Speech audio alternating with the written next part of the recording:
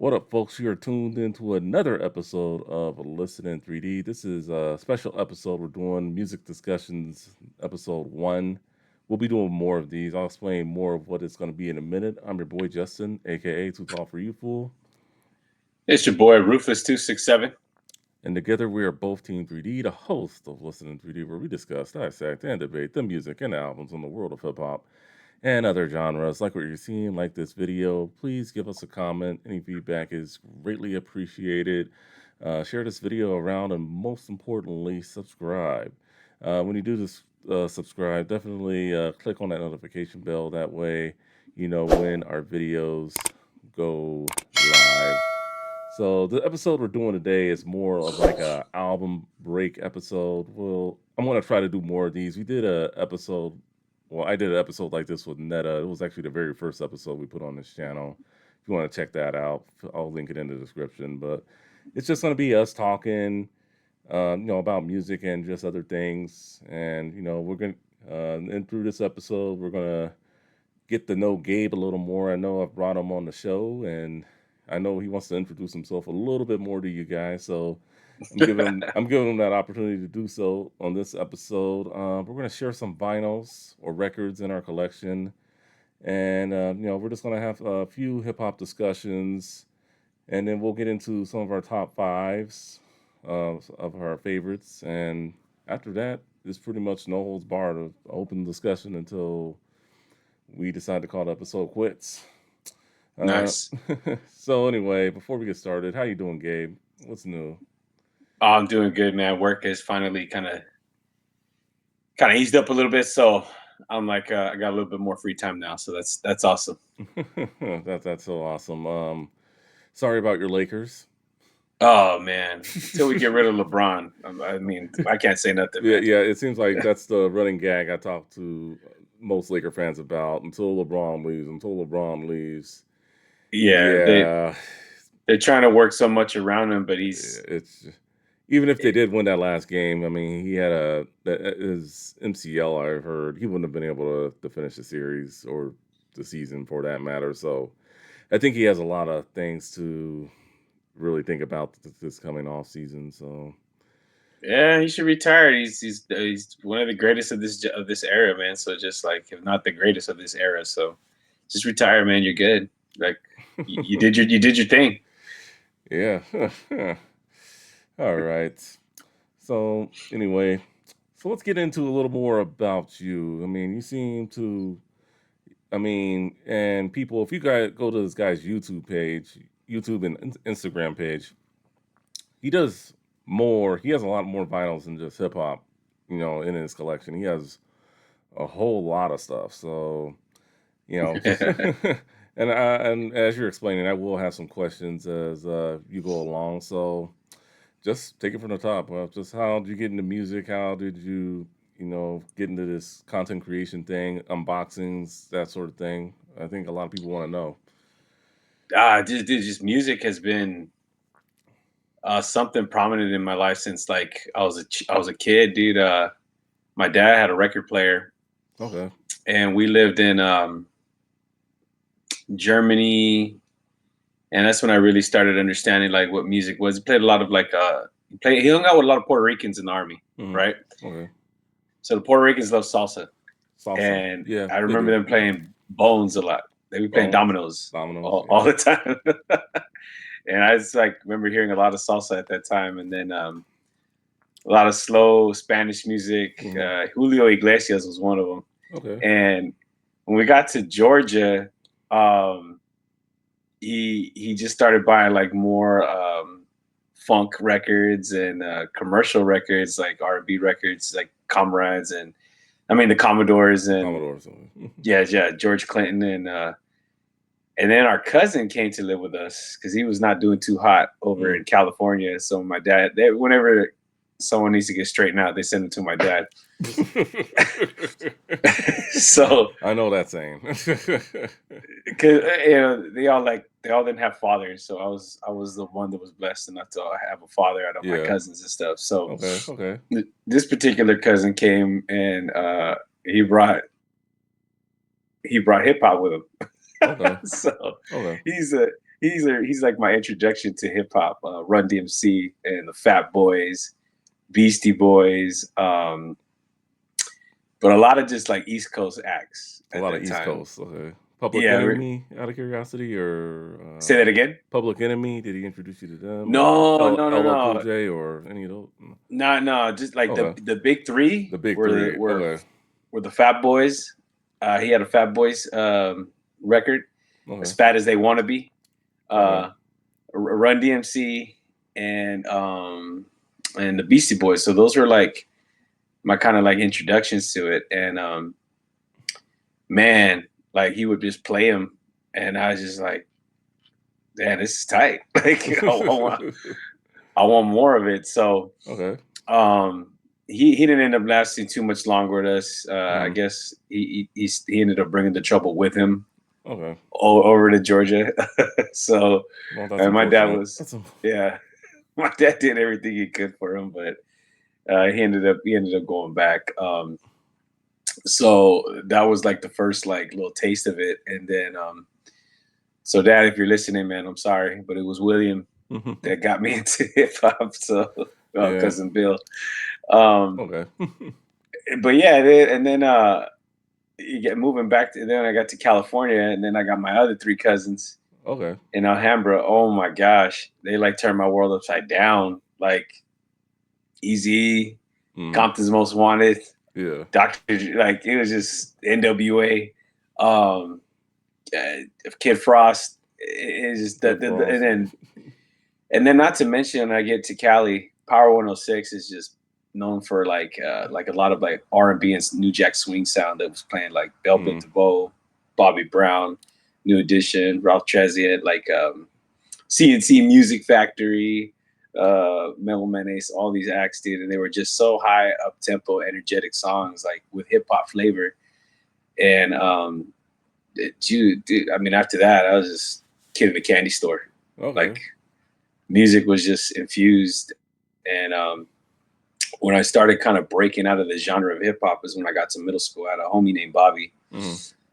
and it's funny because I turned him on to hip hop, and he Okay. turned me on to rap. I mean, into rock. Rock. So Okay. yeah, I got into grunge, Grunge. Nirvana. like the yes, dude. And I feel like Ray would understand that. And shout Yeah. out to Ray too, and all his drum and bass Oh posts that yeah. he puts. Dude, jungle music, because that was like high school for me. Okay. But Okay. but yeah, dude. Stone Temple Pilots, Pearl Jam, Metallica, Pearl Jam's good. Green Day, Green Day. Alice in Chains.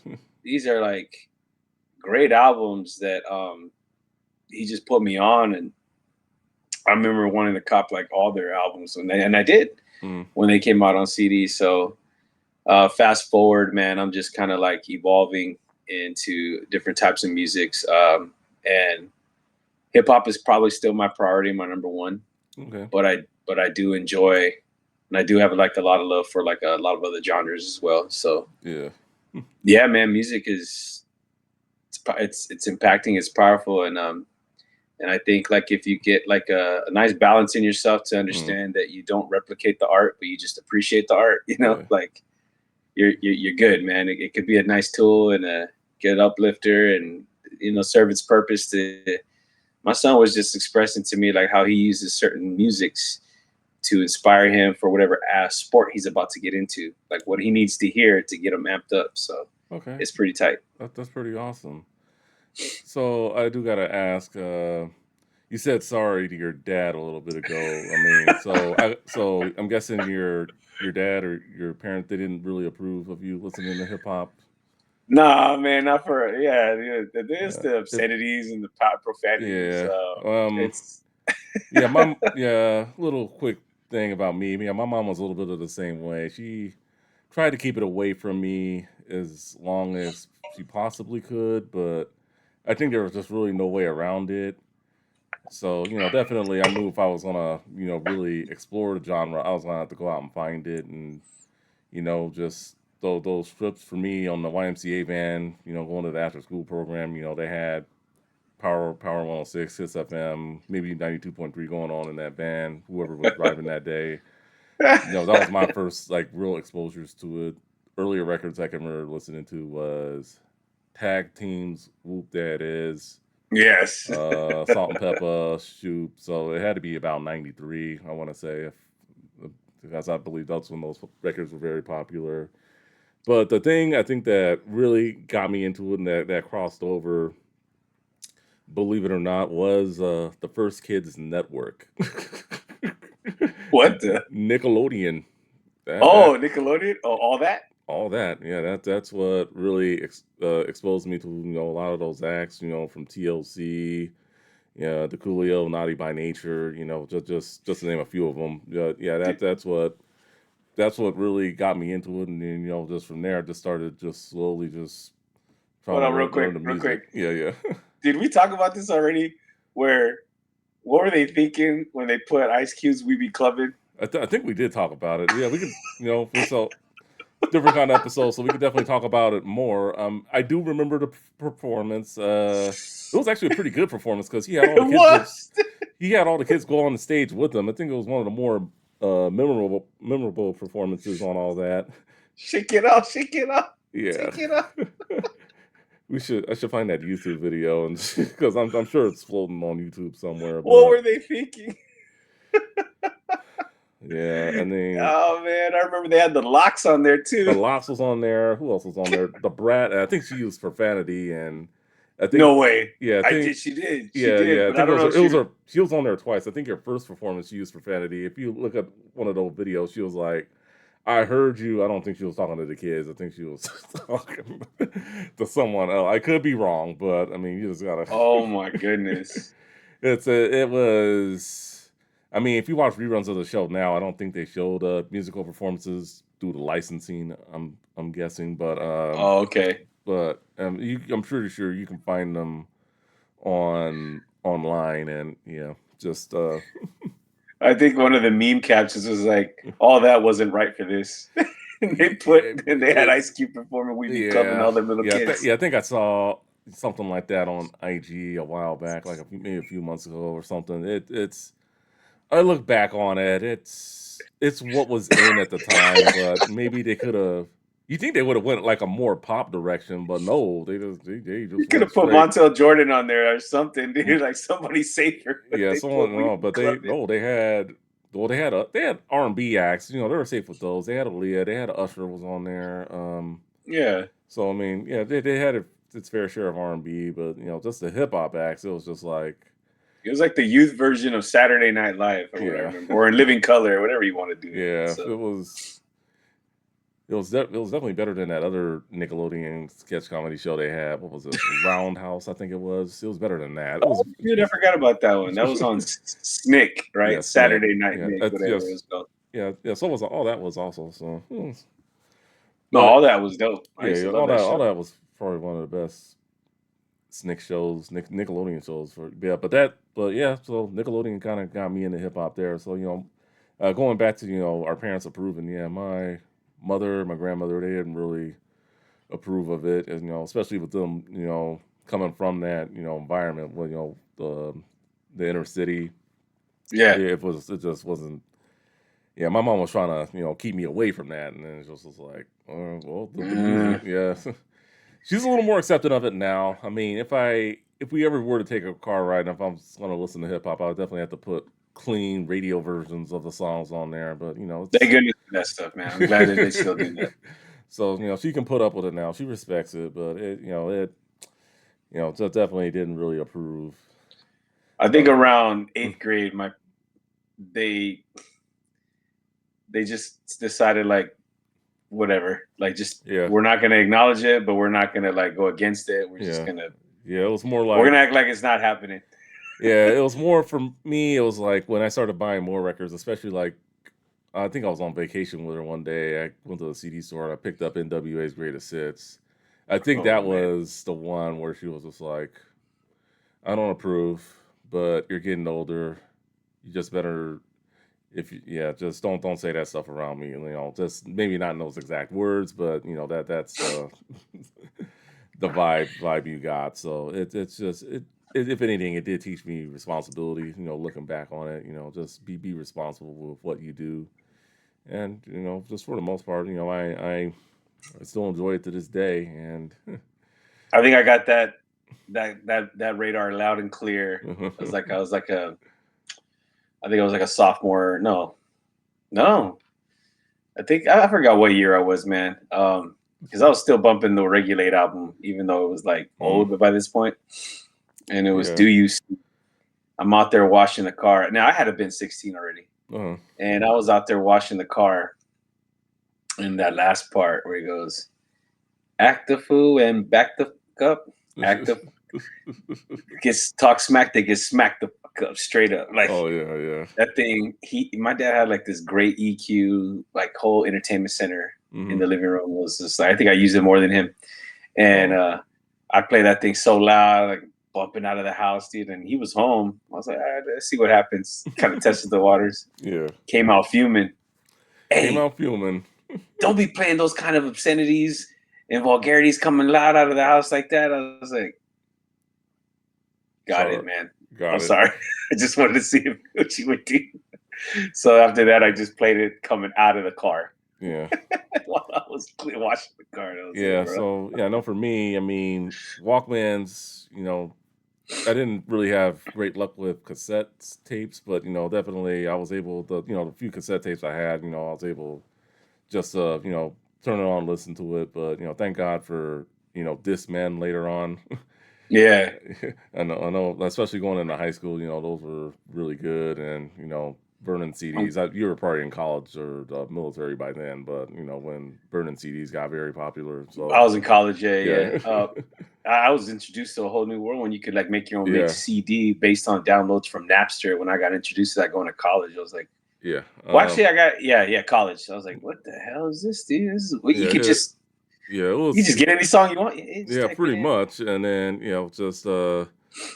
just that's how for me the exploring started to that, and then the old website cdnow.com where you could listen to 30-second snippets of songs. So I was able to just do that, see if it was a song I like, and then eventually just either ask for it, to be downloaded on a mix CD because I didn't have a burner until like my senior year of high school, I think, something like that, Oh, and all then right.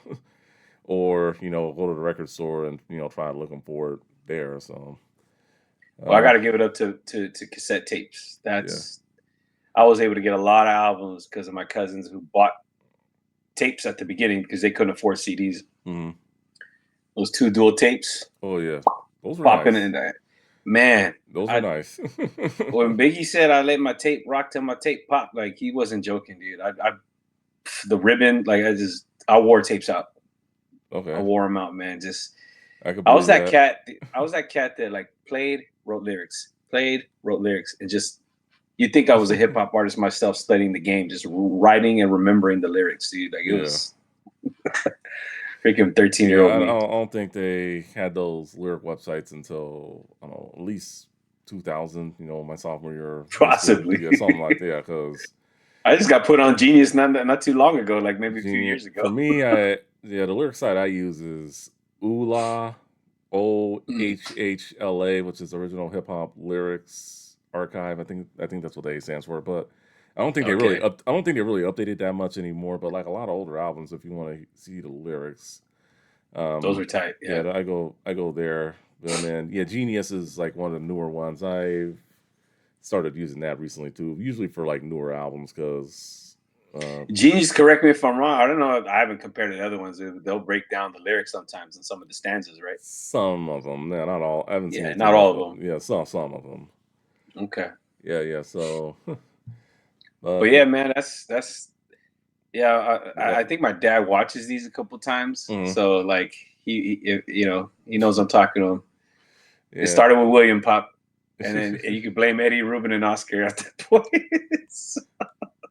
hey, So yeah, man, that's where I'm at. hey, mom, just blame the first kids network or the first network for kids. Holy cow, dude, that's funny, And man. it's funny, but we could probably That do reminds open. me how my Yeah, mom's was pissed about Beavis and Butthead. yeah. We could probably get in more of what we shouldn't have been watching on TV a little later in our open forum section, but Yeah.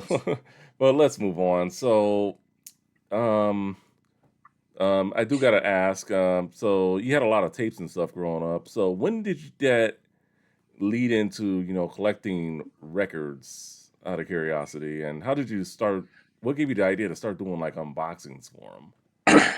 Okay, so records I used to have in high school, Okay. and I used to put them up in my walls, like to decorate my wall, like in my room. Mm-hmm. And in high school, there's a lot of like crews. We used to throw parties, and they would be like full on, fully color printed flyers, right? Like Okay. cardstock paper. Yeah. This is like my introduction to like Photoshop, like people using it back in the day, like the old one of the original ones. It was like crazy the format how it looked. Anyways, my whole wall was just decorated. Like you saw none of the original wall. It was just like Yeah. flyers everywhere. And at the top, surrounding like the ceiling edges, were record albums. Okay. And a lot of my homies were DJs. And Okay. Oh, so you know a lot of DJs. All right, that's what's up. yeah, on high school, man, like, and they were good too. Like they were good. Um, I mean, they were the ones that introduced me to like a lot of like I mean, because of them, I got introduced to like Raucous Records or Mm. the Invisible Scratch Pickles, like people like who know how to like deep underground hip hop and scratching scene, dude. Okay. It was wild. So they have duplicates of like Easy Does It. There you Yeah. go. You know the Yeah. famous blue Yeah. cover where Easy's like no hat and he's like three different poses. Oh yeah, that was oh yeah, the Easy Does It single. I think yeah, well, yeah, he was wearing like the pumps or whatever in that. Yeah, Yeah, yeah. That was a yeah, that or was a nice Jordans. little He's wearing the Jordans. Jordans. He's Okay. wearing Jordans in those. Yeah. So like I get like I was like everybody knew me as a huge Ruthless Records Easy ENWA fan. So like they just you could have it. I was like, where? Like, yeah. So um it's funny. I said fast forward, like, I got into a little back and forth with my parents, and then Hmm. I was out one day. Yeah. I come back and my whole room is stripped, right? Ooh. They're gone. Wow. Yeah, he was pissed. Oh. Whoa. So yeah, it Yeah, I was don't hard think times at yeah, I the don't think my mom or grandma would ever do that. I think they would just kick me out before they would just strip my room of yeah. whatever. So I Very might have crazy. voluntarily kicked myself out. So when I came back, they were gone, and I was just rebuilding that again. So Uh-huh. fast forward, I got into like they never threw away the CDs though. Those were just like in a container that I had like in my closet. But the records, man, that Oh, hurt. yeah, that That one ouch. hurt. I'm So sorry to hear that, man. I'm sorry. no, it's all good, man. And a lot of them were like probably original pressings from that time. I didn't pay too much attention to them. Yeah, And I know you're more of a pressing guy now. So when it comes to well, like, yeah. yeah, So like, yeah, I always had a bunch of the CDs. Always bought the CDs. Always bought the CDs well into college, and then um, they just stopped really making hard copies of mm, music because of the digital download days, right? oh, So, digital. and then my oldest son, he he got into vinyl like Okay, out of nowhere. I remember we moved him into the dorms, and he I'm bringing out a record player, and he's decorating it with the records. And he was a huge Kanye West fan at that time, so okay, he had like he had some vinyl at that time, and I was like, cool. And one of my wife's friends for my birthday bought me mm, Easy Does It and the vinyl. 5150 Home for the Sick on vinyl. So that was like my Okay, first vinyl again that I got back. And so that was the um, first one you got back. Okay, yeah, yeah. And fast forward, I said, hey, I'm always get into it, and mm, I'll go to the record store. And I was like, nah, I don't want to pay that much. I don't want to pay that much. And it's like, my son's like, that's how much they're going to cost. You ain't going to get them anywhere cheaper. I was like, all right, I'll wait. I'll wait. And uh, it was, it was like right before the pandemic. mm, Um, I saw an advertisement for Tupac's Me Against the World 2 LP vinyl pressed on tan colored vinyl. oh wow. And I'm like, damn, I love that album. I'll buy it. Bought it. You know what I mean? One of his best. Yeah, yeah, yeah. And And then after that, I was like, came to my house shipped. I was like, dude, they started popping up more, and I was like, let me Okay. get this one, let me get that one, Yeah. and before you know it, I started building a little collection, and then Mhm. my kids, the older kids, they're like, you should create a little channel where you like do unwrappings of these, and since like you said, since you like to talk, you could just talk about like the background of it and all that stuff. And I said, you think so? I was like, yeah, you should try it. I said, all right. So my oldest son helped me. Okay. He used to edit them for me. Oh, cool. He showed me how to edit on iMovie, and CapCut or um, some of the other programs you use, or you learn CapCut my online? youngest son taught me Okay. CapCut. So they were super helpful. They were like my little support, and they're the ones that encouraged me and pushed me to do it. So um, Okay. they get excited when I do. That's really awesome. Yeah, I Hey, appreciate that, man. hey, Shout out to my sons, man. yeah, That really shout out like really to pushed your me. sons. Yeah. Definitely. That's awesome. And they just really helped me. Like they would like tell me like, hey, talk about like the artwork, talk about like Mhm. the pressing, or did it hit the Billboard 200? Like, was it popular Yeah. at your time? Like, give a little. I was like, damn, these almost sound like little mini documentaries. Yeah. So Kind of like what we do on other episodes of, just with the albums, just doing mini documentary, talking about the artwork, track listing, Billboard two, 100%. so Billboard 200, yeah, all that stuff. So if you guys ever get a chance to go to my YouTube channel and I do some of the unwrappings of some of these vinyl, um, you're gonna get a little bit more than just like the aesthetics of like the vinyl and me unwrapping it. I go into like the history of when they came out, where I was at in my life at that time when it came out, like what was buzzing at that time, did Mm, it chart, like one of the interesting facts, dude, that I didn't even know until I started doing the research on it was Green Day, mm, Dookie. That album was not the greatest when it debuted. Like, no, I had several friends who had it. I never picked it up myself.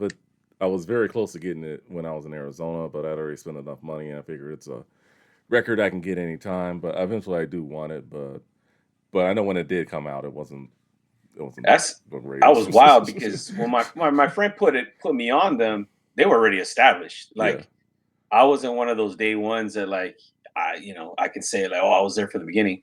I wasn't. Mm, Um, a lot of these albums were already well put out, but when I did the research on it, it's like came in the top 200, like yeah. very low, like 150, 160 went out. Mm, It took a year for that album to resonate, to get to the popularity of yeah. basically then now selling over 20 million copies. Um, it's just stuff like that that I get into Yeah. on this channel. And if it's hip hop, oh, especially when you get into like beefs that they were in or comparisons, because I like to think like Nas is like Yeah. the East Coast version of Ice Cube. Great storytelling, like Mm, um, comparable. And I get into debates like that. I talk about stuff like that. I talk about any kind of altercations that maybe fueled this album. But yeah, one of my favorite ones was probably doing the Dog Pounds Dog Food album, okay.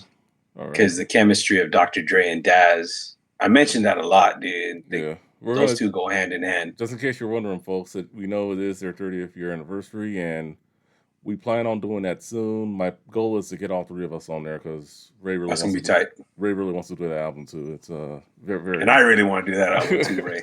I yeah, I want to do that album. Justo wants to do that album too. We all want to do it.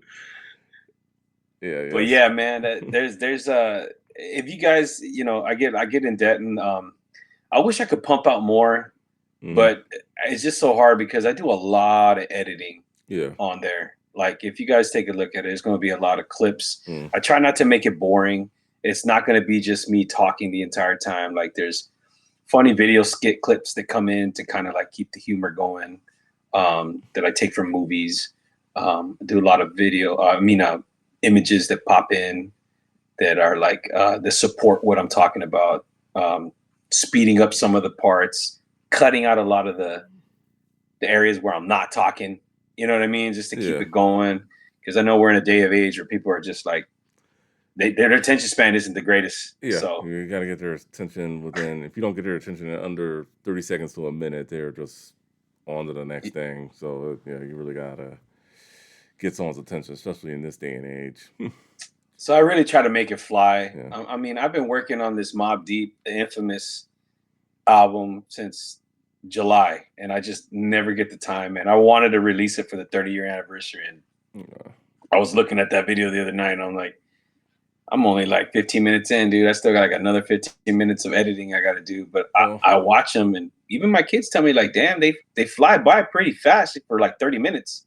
I yeah, was like, that's the goal. That's the goal. So, yeah. Well, I but man, mean, yeah, I it's still encourage you guys to 2020. go over there. It's still 2025. So I mean, even if you didn't put it on the exact date, I think if you put it out by the end of the year, I think you're good. No, and I'm going to. I was supposed to have it out last summer, but we ended up uh, getting a dog. Man, that dog didn't let me do anything. Like as a puppy. uh, yeah, So it just didn't work out at that time. But man, just I have so much vinyl that's still sealed and counting. yeah. Like just today, I got in Junior Mafia's The Conspiracy. Okay. I got that Above the Rim 30th anniversary Oh, the, splatter that you told me to get. yeah. It has everything on there. Not even the last three missing tracks. I Yes, think that's that's the well worth it. I'm glad I'm big time. glad I'm glad. Pain Tupac. Yeah, Pain. That's all I gotta say. That's one of the best songs on the album. It's just like you're cutting that from the CD version of that, which I get, and I think I did talk about this when we did the episode, but I think because 80 minutes is the most a compact disc can hold, and I just think they couldn't hold the last three songs, and they probably didn't want to make it a double CD, so it was just like, Yeah, here you go. yeah. If you're a tape guy, you got it on the tape. Yeah, it was on tape, and I'm not sure if all the tracks were on vinyl or not during that time. Well, I know the No, version. no, they weren't. Okay, so it was No, just like, that's definitely one of those. uh, Back then, they weren't really trying to put two LPs. They only just did one LP. yeah, whatever could fit. And when we Yeah. get into our vinyl sharing, I'll show you a few examples of that. Here's a quick example. NWA's Ninjas for Life. Yeah. For the most part, the prelude, the Mhm. first opening track, is not on is not on the copies because they had to cut that out cut it to out make for it fit. time. Yeah. So the only way for a while, the only time to get that was on the dual. It was 100 Miles of Running and Ninjas for Life packaged together Yeah, in a 2 LP. Yeah, I got and that. that's The CD. Yeah, Yeah. I have that CD. that was the somewhere, way you but- could get it. Other than that, if it couldn't fit, you had to sacrifice like a song. Yeah. So that's how it goes. I mean, Jin, the Asian MC from Queens. Yeah, I remember Jen. Okay, I bought a CD, banger, loved it. Recently, I got the vinyl about a year ago, and so many tracks are missing Yeah. because they had to cut a lot out just to make it fit on one LP. If that would have been a 2 LP, you could have done it, but Yeah. cost. Yeah, costs. Yeah, it's unfortunate. Well, for me, me getting into vinyl, I mean, I really didn't get into it not too long ago. I mean, and no one really influenced me. Well, I've known Ray a long time, so maybe he influenced me a little bit. But I mean, shout out to you, Ray. But no, I just recently moved into my new man cave over here. Wanted some decor, and it was 2020, and I guess Coolio was putting out his 25-year anniversary for Gangsta's Paradise, and he was one of the ones that got me into hip hop. It was actually the first rap LP I had on cassette. I'm not sure if it was the first CD, but it definitely was the first cassette. So Okay. I'm like, all right, why don't I get this one? One of my favorite albums. Shoot, I gave one of them away, but yeah, it just has a special place in my heart. So I figured, why not? Why don't I get that? So I have it framed. You can't see it in the shot you're looking at. You showed it to me, but yeah. But I showed I didn't really know that they had that kind of sentimental value to it. That's tight. So that's why, he was one of the first ones that I guess it was a gateway for me getting into the genre. So how long you known Ray? Ray, I've known him about a little over 11 years now. About 11 years. Oh, yeah, that's wild. That's cool, man. We've been kind of off and on. We haven't talked consistently the whole time, but I met him through old job that we used to work at. So Okay. yeah. So Man, I don't even know what vinyl I'd ever get framed, man. There's like so yeah, many that comes to mind. yeah. So for But me, it. it would definitely be a Ruthless Records release of an early one, like NWA or something. Well, before we get into our vinyl sharing, we are going to share some vinyl in a minute, but just share some of your other interests that you have, just outside of music, video games, movies, sports. Yeah, I'm an old school head when it comes to video games. Uh, I do like them. yeah. I can't say that I'm like heavy into it where I follow every one thing that comes out. I mean, I what's the style you call those games where it's like Scott Pilgrim, Oh, um, beat 'em ups. the beat 'em ups like the turtles that Yes. we just Side covered. scroll. Yeah. So Those are gangster to me. I love those games, and yeah, beat 'em ups are always good, fun, easy to get into, yeah, man, they're quick and to just the point. Yeah. the combos and everything. I was a Yeah. huge Street Fighter fan. Fighting game. Yeah. I wasn't the best at fighting games, but Marvel versus Capcom. I have not gotten rid of my PS3 just because I still have that oh, on yeah. the Yeah, on the. the convention I was at last month, my best friend, he got a Marvel vs. Capcom 2 for the Dreamcast. Yeah, Saw for a really good price. I have the collection for the PS4. I want to get it for the Switch also, but sick. just got some other games that I would like to play. But for me, I mean, if anyone knows me well, I'm a huge gamer. I don't game as much as I would like, but I think that's just what comes with with responsibility these days. But and I do host a gaming podcast as well, a Game and Watch podcast, which is on hiatus at the moment, but we have some history there. We hope to bring it back one day, but shout out to the Game and Watch podcast. I do follow gaming news. The Switch 2, I do want it. I'll probably get it before the end of the year, but right now it's not on my high priority list. I don't plan on getting it next month. So, uh, but just I have everything from retro to new. Latest system I have is PS5. Also have the Switch. I have a PS3 right in front of me, a PS2. Unfortunately, the PS3 I have isn't backwards compatible with PS2, so Aw, yeah. And then I have a clone console, an analog Super NT, where I play my Super Nintendo games, and sweet. then I have a Genesis Mini, both Genesis Minis. They made a second one, and then NES Mini. I have a Super NES Mini too. It was actually the second one I had. The first one I had, I bricked it because I hacked it one too many times. And then one of my favorite devices is this thing right here, the Analog NT, analog, not Analog NT, Analog Pocket, excuse me. Was it a What Game Boy? it's a Game Boy. You can play Game Boy Advance games. If you get the attachments, you can play Game Gear games, Neo Geo Pocket. That thing is sick. And then you You're can, taking me back. yeah, I man. remember those Game Gear, Neo Geo, all that stuff. Yeah, I mean, what Did you play team? those? Play Yeah, Turbo Graphics 16s games? yeah. Bonk's Great Adventure, something like that. Yeah.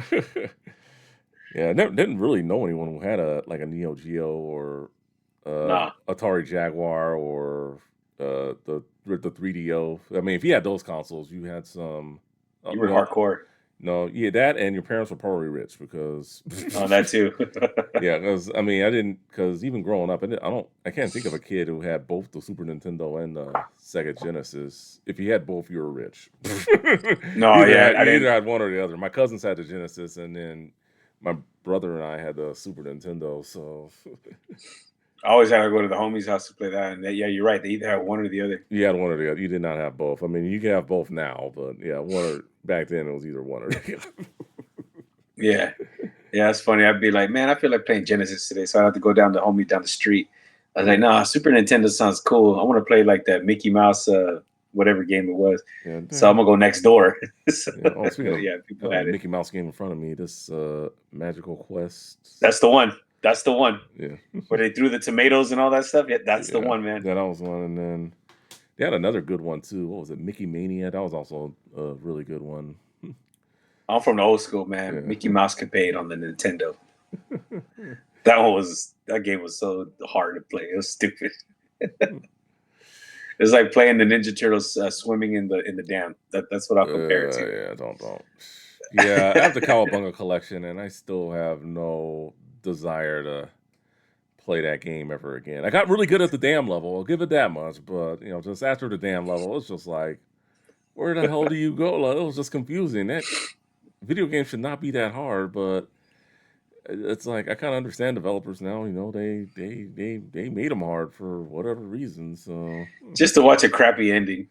yeah, the endings weren't that good either. Yeah, if you play, yeah, on the NES, definitely the second game and the third game were the better of the three. So definitely two. Yeah, two was actually my favorite arcade game. Yeah, and then yeah, Mine too. the third one, the Manhattan Project, that was a really good one too. But that yeah, the rest, all of them on the Cowabunga collection are good. I'd recommend all of them for pretty much except for the first one. If I'm being perfectly honest, It ain't complete if you don't got the first one though. it ain't complete, but yeah, I mean, I still haven't fired it up on it, and I probably never will, First one unless has good music. I it like does the have first good one. music. It It's does good have some music. good That music. intro is insane. Yeah, yeah, it has some good intro music. But yeah, the video games, like role playing games, like that Spider-Man game that was recently released. Yeah. That was a dope one. Obviously, your Grand Theft Autos, just anything with a good storyline that I'm like connected with. Sign me up, man. I'll take it. So, All right. but yeah, it comes to that. I do like Funko Pops. Funko Pop. Oh, one of my best friends likes to collect Funko Pops. I have a few myself. It's the music ones, man. That's Oh, like the biggie one right here, dude. I have two of the Easy E ones. I got both of them Jokers too, but this one right here, I usually open one and then keep one on ice. And All that's mine Ice are Cube. all mine are still boxed. I haven't opened any.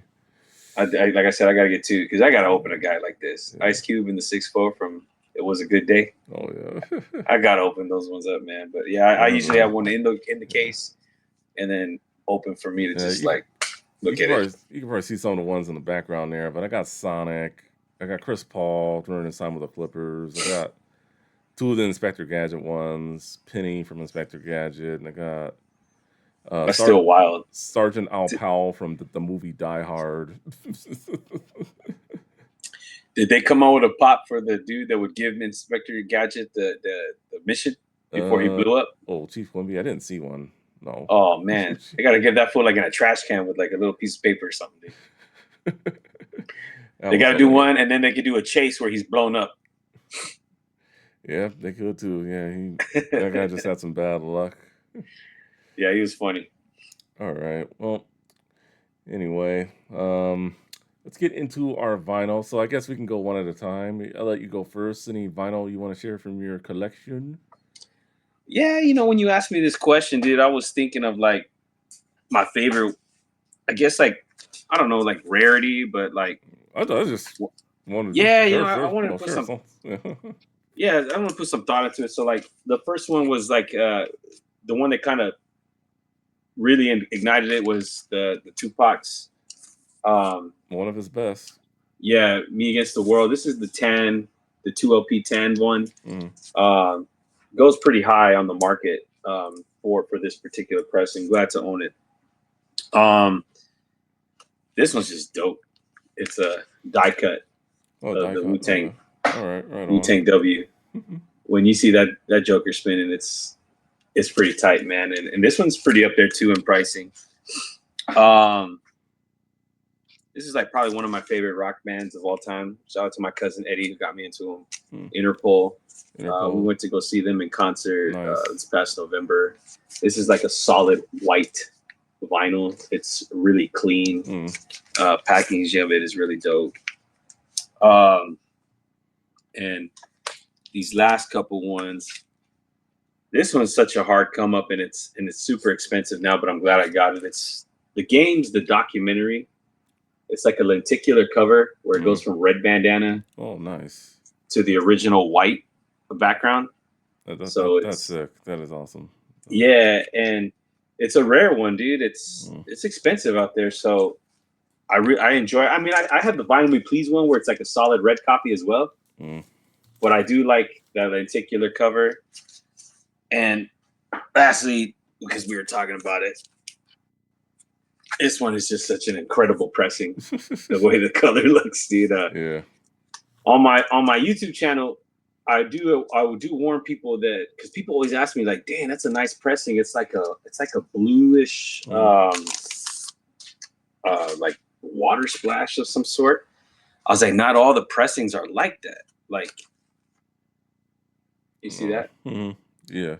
There's one where it's like turquoise, Mhm. solid, and I was like, dude, if you want that copy, and I do a side by side on my YouTube video. I was like, you gotta make sure whoever you buy it off of, that it's open, and they can tell you what it is, because they'll sell you a sealed one. Yeah, You get it. May not be the one you want. Yeah, it's gonna be that turquoise one. That's happened to my cousin. Yeah. And I was like, dang, dude. He's like, where'd you get yours? I was like, I bought it for some fool overseas, and I took the gamble, but I got lucky. And I say that on the YouTube channel. I was like, all right, fingers crossed, guys, that I'm getting this, the one that I want. And then you can see my reaction or hear my reaction. I was excited, like, yeah, I got it. That's the one I wanted. So, you go live with those vinyl unwrappings. You kind of see my reaction as soon as I open them up. There's no edit on that. Yeah. All right. For me, so figured I'd start off genre a little bit. Huey Lewis and the News, the '80s rock album "Sports."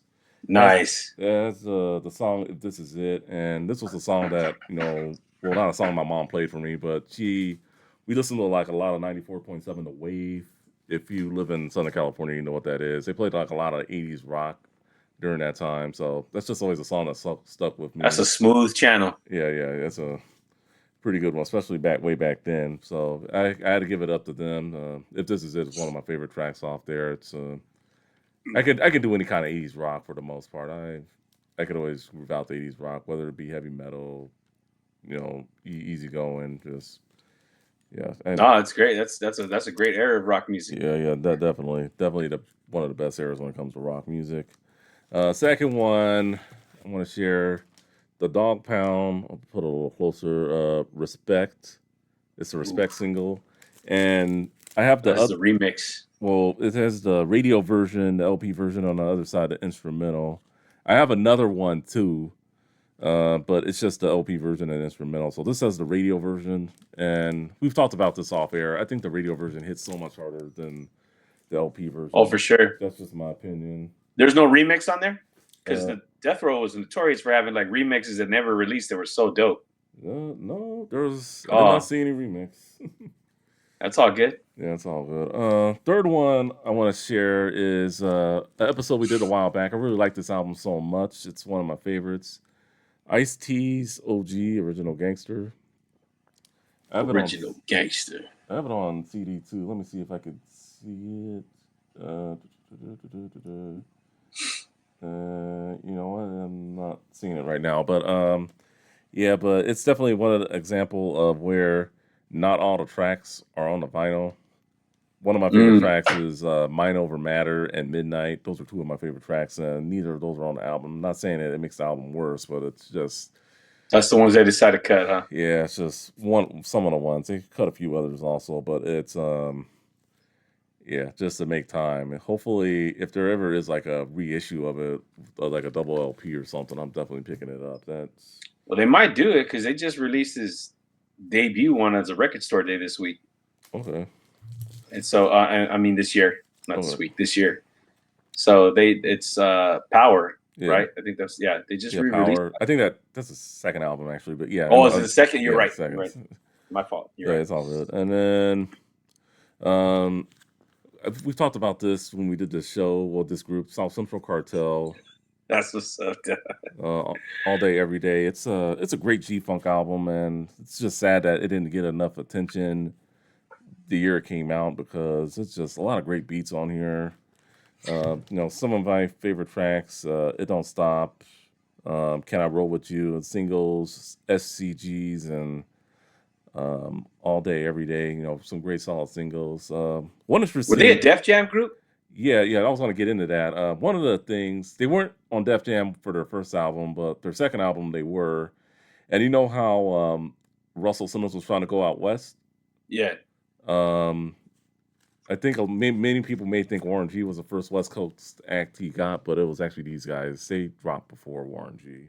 Oh, okay. Yeah, they In Gas We Trust. That came out I think a month before Warren G put out his debut on Def Jam.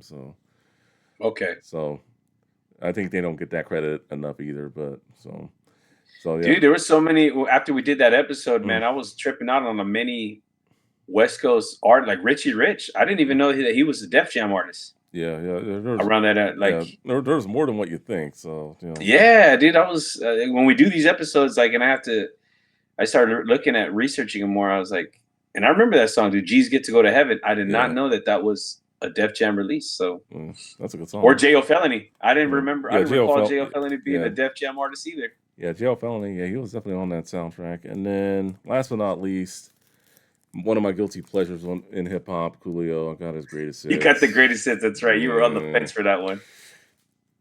You like color vinyl. The yellow vinyl is nice. So it does. You probably would get it. You probably would get it for that, knowing you. Yeah, I will. Yeah, that's on my list to get. It's like a nice opaque yellow too. Yeah, it's clean. It's a nice yellow. It's a nice yellow. I'll give it that much. Shiny yellow. That's dope. Yeah. All right, so we're gonna get into some hip hop discussions. So I have a few topics I want to discuss. So when it comes to the Kendrick Lamar Drake beef, it's been about a year now when those songs dropped, Meet the Grams, and others before it culminated with Not Like Us. Do you think that the beef was good or bad for hip hop, in your opinion? I mean, competitiveness in hip hop is always going to be kind of like a feature in the genre. I liked it. I mean, it creates more excitement. It creates more, sales and it puts a lot of like flavor on like certain artists. Like you kind of start seeing a different side of them. This was an intense one though. Yeah, it definitely was. I mean, the fact that they were doing diss tracks in less than 24 hours after they were that was kind of crazy. We're in that day of age, bro. Like they could have them on deck, ready to go. Others back in the day, like I credit No Vaseline as probably one of the greatest diss songs ever. And it's my favorite diss song ever. I think it's better than Hit 'Em Up and other diss tracks I've heard over the years. I agree with you. That's one of those ones where like it was personal. It hurt. Like it took some production craft. Like you released it and you let the streets hear it. So we're in that age where put it up on YouTube and the whole masses are going to hear it within that hour. Yeah. And then people do breakdowns of it and everything. It's wild, dude. So we definitely are living in a different age. I think it was good for the state of hip hop. I mean, it definitely got a lot more attention back on hip hop, if you ask me. So I will give my props to both Kendrick and Drake, for doing that, even if that wasn't their intention. Maybe it was Kendrick's more than Drake's, but Kendrick brought the psychological what's the word I just used right now? Intensity to it. Yeah, he went after his brain. He just was messing with him because Drake was trying to play those games too. Like, I know something that you don't know. And, and, for many of us, we kind of counted Kendrick out and we're like, dang, dude, because, Drake is such a juggernaut. Like how many careers has he destroyed? And then Kendrick you could count him out, dude. Like he came in and he just went deep into his mental. Yeah. And to the point where like Drake is taunting him. Yeah. Through the voices of other artists like Snoop and Tupac and that wasn't cool, but it's to the point where it was just like he's just taunting him like, come on, I'm waiting. Blah, blah. It was like, damn, you bit off more than what you could chew. You should have just shut up. Like you should have just stayed quiet because he brought up a lot of like things that were just intense, bro, like super intense. So to the point where he's like, oh, I'm tired of it. thanks for making me feel good to bring the old pen out again. And like, shut up, Drake, man. Like, that's your response. You Yeah, lost. you lost. He did lose. I mean, I don't care what anyone says. Yeah, he did lose. So Yeah, he's rebuilding and rebranding himself again, but he'll no matter how bad he was exposed, just like how 50 Cent exposed Rick Ross, he's still or Easy exposed Dr. Dre. They're yeah, still gonna if they can make good music, yeah, don't matter. Nothing. yeah. Everything's all right. Yeah, that's what matters at the end of the day. But just I mean, I do prefer Kendrick, and I think Oh, facts. he is the hip hop king right now. I don't care what anyone else says. I think he's up Oh, there, especially with this Grand National tour that he's on right now. I've seen photos yes. of that. Oh my god, the fact that I mean, I know he's doing it with SZA. The fact that he could sell out a stadium like that, and it is wild. Yeah, no, definitely, dude. Yeah, because those him and SZA go like hand in hand, both being from Top Dog Yeah, Entertainment. So like yeah, they got joints together. yeah, So that's just like, yeah, no, definitely. That's a huge crowd. That's a huge fan base that's being pulled into it. So yeah, yeah. yeah, at the end of the day, man, I thought it was cool. Mm, It brought some excitement, had some people talking. Thankfully nobody was killed. yeah, thankfully. I Nobody mean, was because we come from an era where like the beef got serious and people yeah, got hurt. yeah, People got killed. Soldiers they died for yeah, the people that they were backing up from Death Row to Ruthless to G Unit. It's just or the games entourage, yeah, whatever. It's just people got hurt. yeah. At least no one got hurt. But I mean, at the end of the day, it is art. It's a competitive art, but I don't think it's a sport. I know some people try to build hip hop as a sport, but it's not. Yeah, I get the comparison. I get the comparison. I mean, you want to be It's competitive. I competitive mean, art. I think it's the most competitive form of music out there, if I'm being honest. But it's like to the people who say, "Oh, this is a sport." That's not a sport. Shut up. Like, yeah, I like how you said that because it's probably one of the more genres that are caters to the youth. yeah, it does. And if you It want the definitely youth's does. attention, you got to be the top. Yeah. And so, yeah, Yeah, like when I was a youth, I mean, let's be real about it.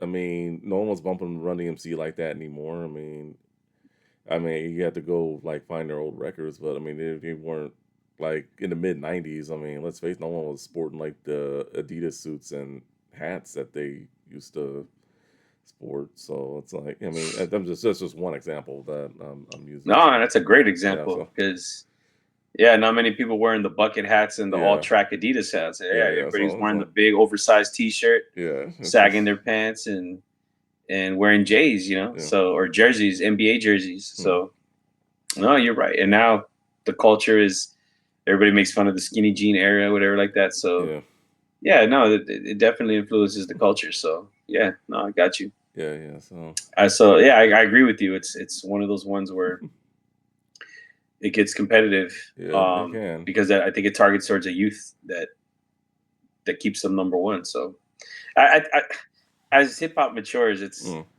it's definitely we gotta as older heads like if Ice Cube drops an album like The Man Down, mm. we have to buy that album. Yeah, We gotta support it. I do plan on getting it on vinyl. Uh, I Especially bought one of them suckers signed by him. okay, well, yeah, I definitely got to. I want to see it in record stores, but I mean, I'll go to his website too. Definitely looking for it. But it's a good album. Definitely check it out. Yeah. Ice Cube's Man Down and Too Short. He's putting out two more albums this year. Too Short. It's the one he just put out. Sir Too Short, Volume One, Freaky Tales. Pretty good. Okay. Yeah, I gotta check it out. I think you'll like it. I saw him on the podcast. He said he's doing these releases. He's making it sound like the '90s. He's not Yeah, even going to try to fit with conform with like modern day yeah, sounds. He's just going to what he's best at, like yeah. sounding on.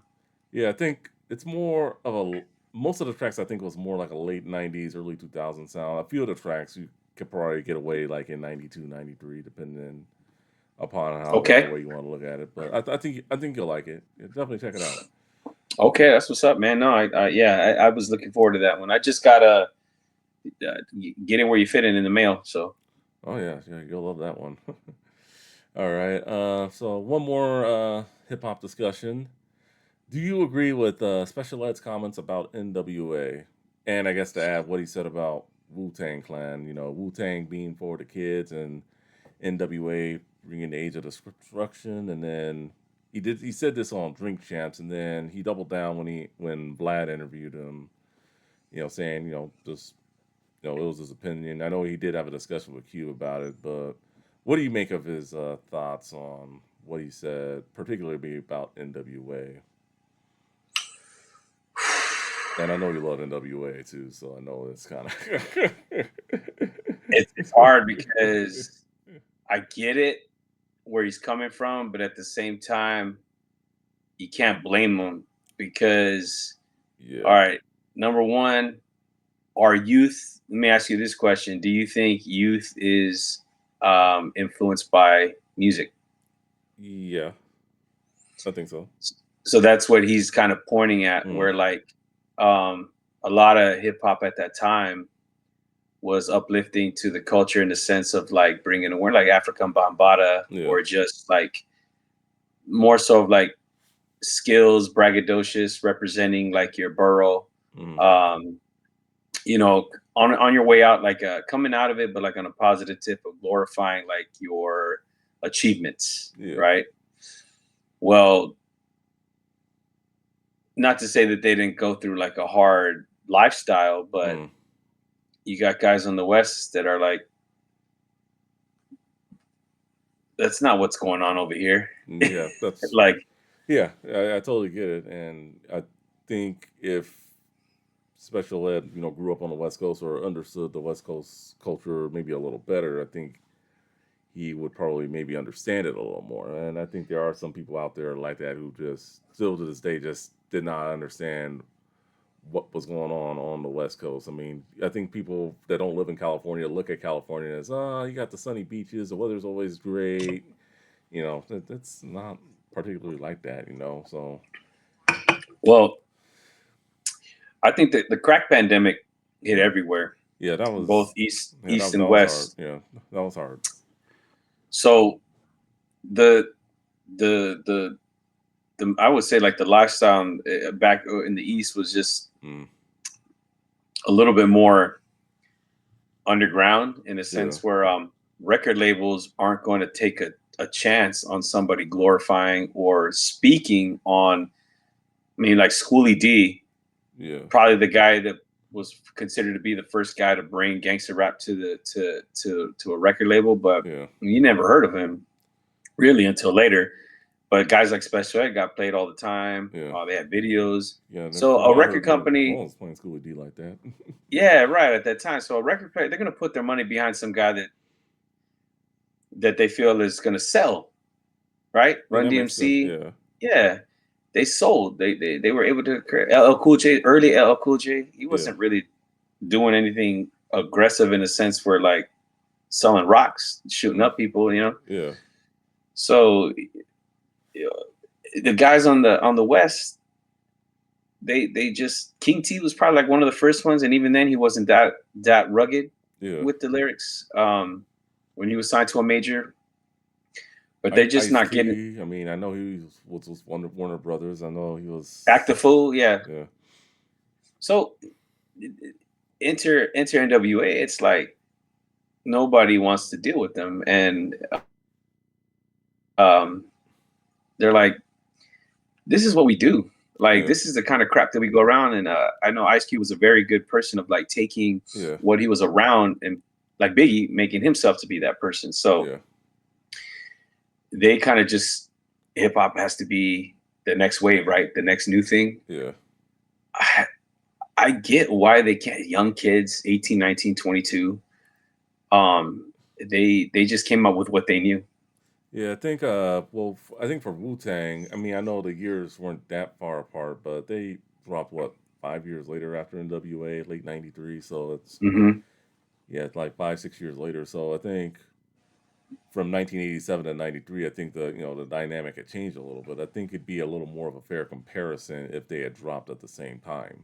At least in my opinion. I mean, Well, yeah, the record companies found what NWA talked about to be marketable, so yeah, now it opened up the way for many people. yeah, and then I think you wouldn't have guys like Wu Tang Clan, That's coming why up. so many Yeah. people accredit NWA Yeah. for So opening the doors for that kind of stuff. So I get where he's coming from, because how many kids probably listened to it yeah. and were influenced by it and felt that's where their identity was at, Mm, and that's how they want to live life, and that's what they aspire to be like. yeah. And I mean, I admit that there probably were some kids that didn't listen to it for entertainment purposes. I mean, if you treat like if you're watching a movie, if you treat it like entertainment, like you watch King of New York or New Jack City, any of those movies, like you don't want to go out and do it. Really, I mean, I guess it's the same thing with music. You can even put video games in that category as well. Just One hundred percent. It's yeah, just so you're always gonna have like your half and your half. Like you mm, got one side of the fence that where they know it's entertainment. They know I ain't gonna go out and do this. Like Dr. yeah, Dre said on the show soundtrack, and that yeah, she's just stupid.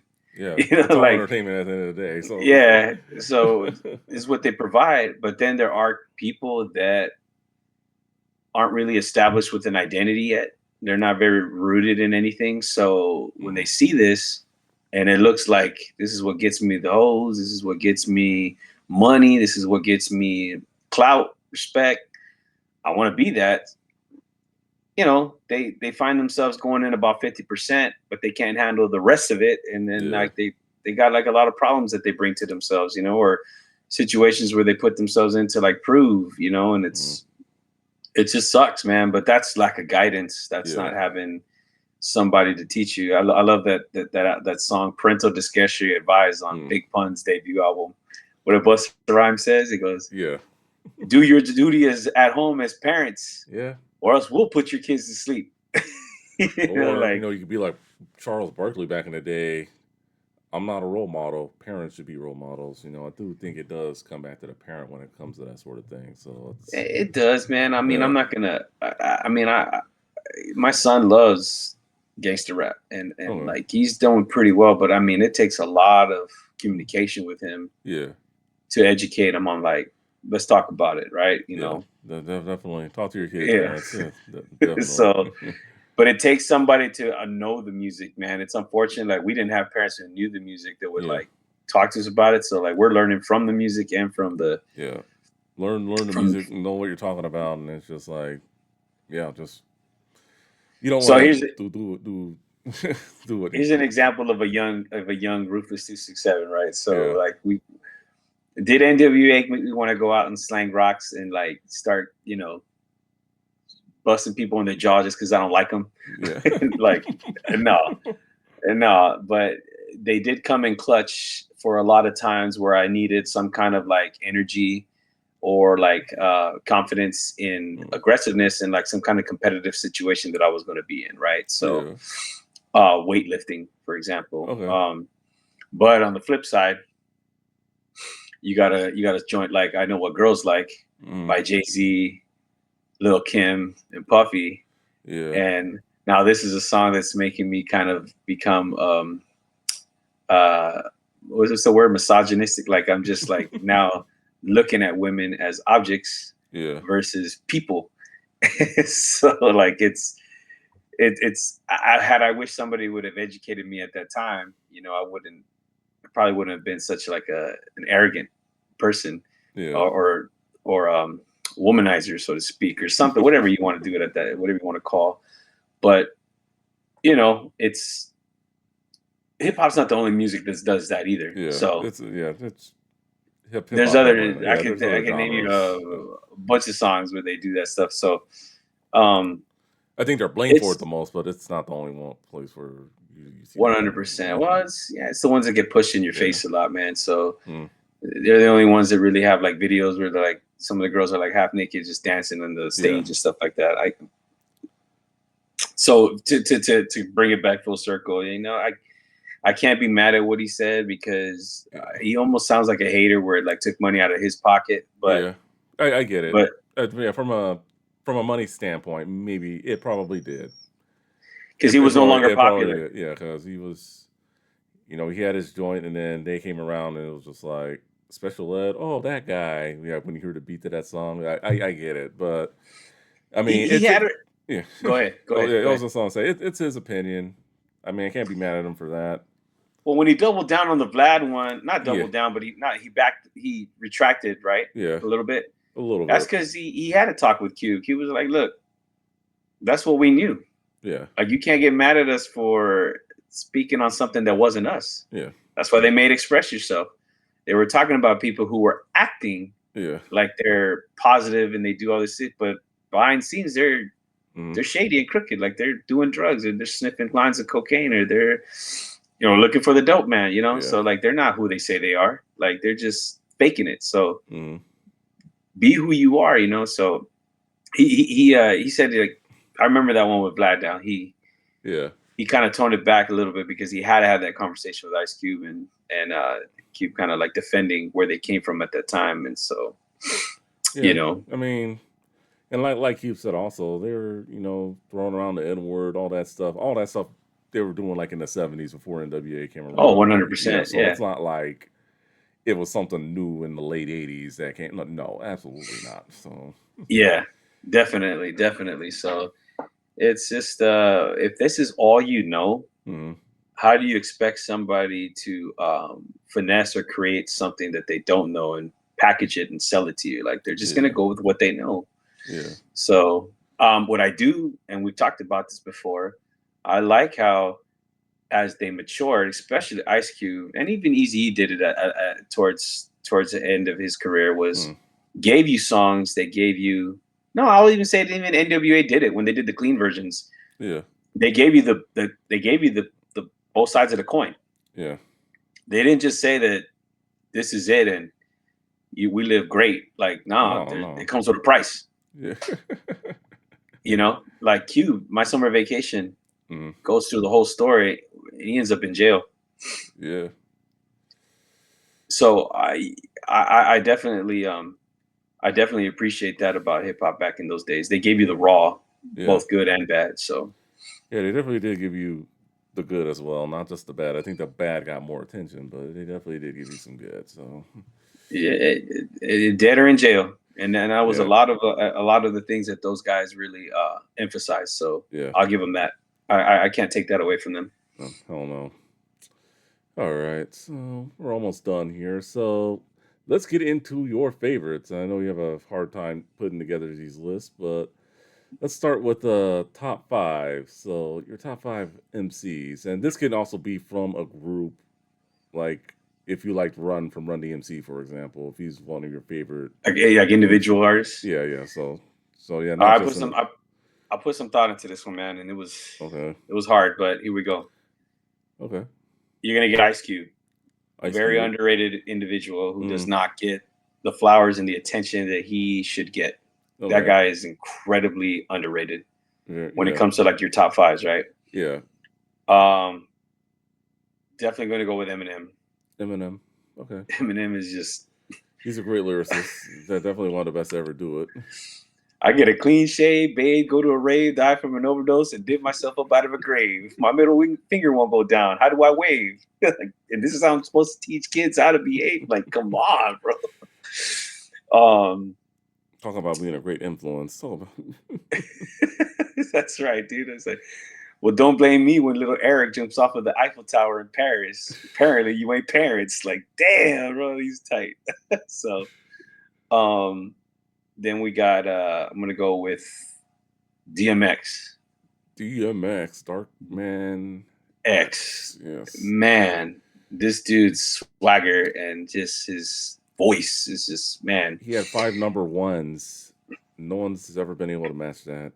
Five number one debuts. incredible. And I That's had to go incredible. with. I went with artists that I knew that wrote their stuff because I Mm, wanted to put Easy in there, but he was more of like an entertainer, yeah, not really necessarily the MC because you wrote MC. So, yeah. and then your last two spots are gonna go to Tupac and Notorious B.I.G. Biggie Smalls, his Mm, flow was mm, just like, man. I mean, it's just people want to know how I live the Mac life, making money, smoking crack, smoking guns like crack pipes. Like, it's like smoking mics like crack pipes. I'm like, dang, like, all and right. then Yeah. just Tupac's just melodic flow of like, sipping on the Hennessy, trying to memories. Like it's just like, yeah, that's what's up. All right. For me, so my top five MCs, it was very tough for me too, but I had to go with just people I like and people who spit good knowledge. So um, Ice Cube. At the end of the day, once again, I feel like he's just very underrated when it comes to like these big lists that people like to put out, and it's just like some people have him like top 20 or whatever, and it's just like top 10. It's just like you like read a lot of these lists, and it's just like, where's Ice Cube at? I feel like he just doesn't get his flowers when it comes to like the whole hip hop perspective. So, It's a shame. and it really is. Second one I had to go with is Tupac. Tupac, great storyteller. Music has always been great. Love his flow. Um, Third one I had to go with. I'm a big Bone fan, so I know this is a biased pick. Crazy Bone from Bone Thugs and Harmony. So, I think he's the best member, of all those cats. Really? Yeah, I mean, Or busy, huh? or Busy. I mean, a lot of people probably would argue Busy, but I think Crazy, especially with what he's done recently, I think he shits all over Busy. That's just my opinion, but Whoa. Okay. the last two were kind of tough. I had to go Chuck D from Public Enemy. Nice. Nice, yeah. And then last one, another guy who I feel doesn't get enough respect, E40, and he's really grown on me over the years. Yeah. No, I could tell. Yeah. Yeah, Yeah. yeah, he's really grown on me over the years. I have more top five lists, but this episode, we're almost at hour 20, so I figured we can hold off for the rest of those for another episode. So we could just Okay. so Or you just finish it and then make it 2 parts, but it's Yeah. up to you. and we'll just Because I really wanted to get into the other topics of the groups, the Okay. albums, but yeah, we could do another one if you want to do actually, that. let's do the groups and the albums. The songs and the beats we can save for another time. Okay. All right. All right. So your top five groups. You man. Oof. I mean, it was easy but hard. Yeah. All right. I mean, instantly out the gate, NWA was like the first one, right? Okay. All the superstardoms and solo artists that came from the tree, the branch, the whole NWA tree is just insane, bro. Yeah. So it is like the West Coast, right? Yeah. G Unit was a insane group, dude. Insane group. The Dog Pound, and whether it be the duo or collectively of all of them, when you're including Snoop, Gangsters, Nate Dogg, yeah. Wu-Tang Clan. Wu-Tang. As another great story of 9 MCs that all went off and did successful, just like NWA had deals as individuals. And West Side Connection. Man, that group, man. And it was hard because I wanted to put Bone Thugs in there, but I was like, man. You made me upset. No, I'm just kidding. No, I was like, dude, man, it was like, who do I knock off? And I was like, man, it's just honorable mention. Yeah, they're honorable mention. Yeah. For me, Bone Thugs and Harmony, if you know me well, you know they are my favorite hip hop group. My favorite act in all of hip hop. The others, it was very tough. Very, very tough. I gotta go NWA, Public Enemy, and then it was very tough. But I gotta give the South some love. Really, really like the Ghetto Boys. Oh yeah. Yeah, the Ghetto Boys. They were really good. And then the last one, and there are just so many out there. Tell me about it. Yeah, there's just so many. It was tough. But, I definitely had to go another group that's really grown on me over the years. The Click? They're close. They're honorable. Oh, okay. I mean, they're honorable mention. 3 6 Mafia. 3 6 Mafia. Yeah. All right. I didn't see that one coming. Okay. All right. And then albums. Believe me, hey, people out there, if you're gonna kill me for like not mentioning groups like an Outcast, Yeah. you know what I mean, or Public Enemy. Hmm. Gosh, man, I'm sorry. Like Above the Law. This was hard. This Yeah. was Yeah. hard. Yeah. It was hard. And then last but not least, albums. And then after that, we're gonna call it. Okay. I was my top five. Whew, okay. Besides dog I food, what else? no that as far as albums, I didn't put that. All right. I didn't put that. All right. It's okay. We could do albums another time if uh I feel like I don't know why I feel it's just like when you watch Drink Champs and they make you choose. oh They yeah. all love to give their reasons Yeah. because I don't know why we're all feared of like Backlash or so yeah. yeah. I just hate when they say both Mhm. and or they say, Oh, "Oh, I'm give gonna me go a with this drink. person. I'm Mhm. gonna go with this person because I have a relationship with them." I was like, Yeah. "Nah, just say what you like." So, but it's up to you, man. You want me to end it? We can end it. If you want some more time, we can just go ahead and we can end it.